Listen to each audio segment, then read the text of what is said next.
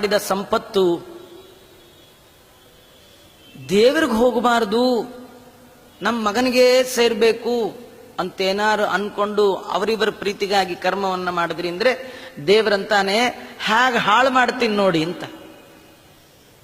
ಸಂಪತ್ತಿಗೆ ಮೂರೇ ದಾರಿ, ಮೂರೇ ಬಾಗಿಲು. ನಿಮ್ಮ ಹತ್ರ ಇರೋ ದುಡ್ಡಿಗೆ ಮೂರೇ ವೇ, ನಾಲ್ಕನೇದಿಲ್ಲ. ಒಂದು, ನೀವು ತಿನ್ಬೇಕು, ಇಲ್ಲ ಕೈ ಎತ್ತಿ ಯಾರಿಗಾರ ಕೊಡ್ಬೇಕು, ಇಲ್ದರೆ ಕಳ್ಕೋಬೇಕು. ಇದು ಮೂರು ಬಿಟ್ರೆ ಇನ್ನೇನಿದೆ?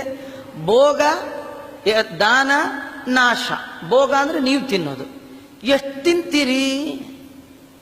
ಕೆಲವರು ಎಷ್ಟು ತರ್ತಾರೆ ಅಂದ್ರೆ ತಿನ್ಲಿಕ್ಕೆ ಪುರುಸೊತ್ತಿಲ್ದೇ ರೋಟ್ ತರ್ತಾರೆ. ಅವ್ರಿಗೆ ತಿನ್ಲಿಕ್ಕೂ ಪುರುಸೊತ್ತಿಲ್ಲ. ಕೆಲವರು 76, 77ರಲ್ಲಿ ಅಂದ್ರೆ ಅವರ ಏಜ್ 77ರಲ್ಲಿ ಕೆಲ್ಸಕ್ಕೆ ಹೋಗ್ತಾ ಇರ್ತಾರೆ. ಬೆಳಗ್ಗೆ ಹೋಗಿ ರಾತ್ರಿ ಬರ್ತಾರೆ. ಅವ್ರನ್ನ ಹೋಗಿ ಕೇಳಿ, ಏನ್ರಿ ಇಷ್ಟು ವಯಸ್ಸಿನಲ್ಲೂ ಇನ್ನೂ ಕೆಲ್ಸಕ್ಕೆ ಹೋಗ್ತಿದ್ದೀರಲ್ಲ ಅಂದ್ರೆ, ಆಚಾರ್ಯ ಮುಂದೆ ಸುಖವಾಗಿರ್ಬೇಕಲ್ಲ.